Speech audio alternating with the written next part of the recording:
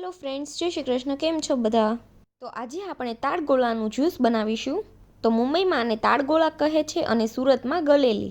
કે આ ગોલા તાડના ઝાડમાં થાય છે એટલે તેને તાડગોળા બોલાય છે.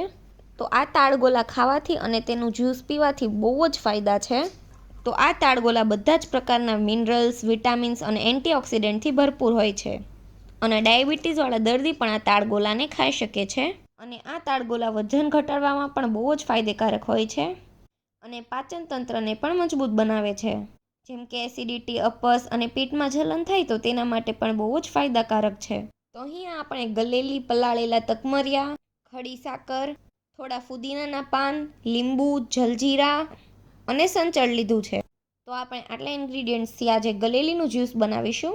તો પહેલાં આપણે ચાકુના મદદથી જે ગલેલીની આ છાલ આવે ને ઉપરની એ કાઢી લેવાની છે. અને ગલેલીની અંદર જે પાણી હોય તે પણ આપણે જ્યુસમાં એડ કરવાનું છે. તો આ રીતે બધી જ ગલેલીમાંથી છાલ કાઢી લેવી અને પછી તેના નાના નાના ટુકડા કરી લેવાના.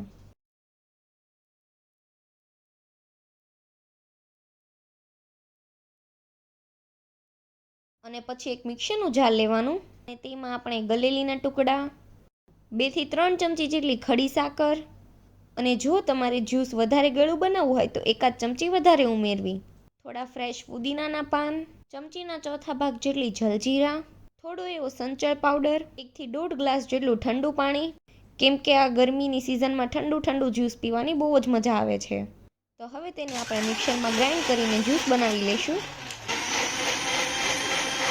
જ્યુસ તૈયાર થઈ ગયું છે અને જ્યુસમાં આપણે 1 ચમચી લીંબુનો રસ નાખવાનો છે, જે વિડીયોમાં કટ થઈ ગયો છે. તો તમારે તમારી રીતે થોડું એવું લીંબુ નીચવી લેવું. તો હવે આપણે ગલેલીના જ્યુસને સર્વ કરી લઈએ. તો ગ્લાસમાં પહેલાં આપણે આઈસ ક્યુબ નાખીશું અને પછી તેમાં 1 ચમચી પલાળેલા તકમરિયા નાખીશું અને પછી ગ્લાસમાં જ્યુસ ભરી લેવું.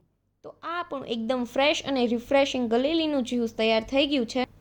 તો આ ગરમીની સિઝનમાં આ રીતે ગલેલીનું જ્યુસ બનાવીને એકવાર જરૂરથી પીજો. બહુ જ રિફ્રેશિંગ અને હેલ્ધી હોય છે. ગલેલીના તો બેનિફિટ્સ છે જ, તે સાથે સાથે તમે તકમરિયા પણ નાખશો તો એના પણ બહુ જ ફાયદા હોય છે. અને ગરમીમાં તમને લૂથી પણ બહુ જ પ્રોટેક્ટ કરે છે અને તમને એકદમ હાઇડ્રેટેડ રાખે છે. અને જો તમને અમારો આ ગલેલીના જ્યુસનો વિડીયો ગમ્યો હોય તો વિડીયોને લાઇક કરજો, શેર કરજો અને અમારી ચેનલને સબસ્ક્રાઈબ કરી દેજો. Thanks for watching.